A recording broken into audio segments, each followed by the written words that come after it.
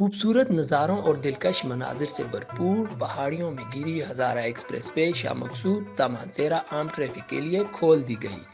62 kilometre طویل شاہراہ کی تعمیر کا آغاز 20 نومبر 2017 کو ہوا، جبکہ اس کی تکمیل 18 نومبر 2019 کو ہوئی۔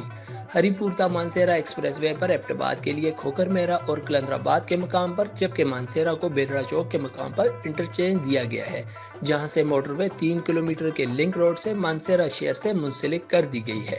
منصوبے کی تکمیل سے جہاں مانسہرہ اور ہری پور کا درمیانی فاصلہ کم ہو کر صرف 45 منٹ رہ گیا ہے، جبکہ مانسہرہ اور ایبٹ آباد کا درمیانی فاصلہ صرف 12 منٹ میں شہری طے کر سکیں گے۔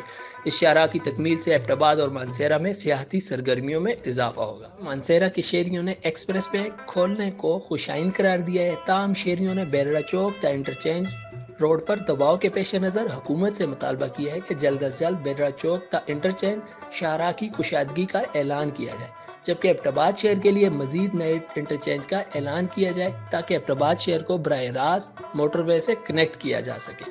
اس کے علاوہ شہریوں سے گزارش ہے کہ نئی شاہراہ کے پیش نظر احتیاط سے ڈرائیو کریں۔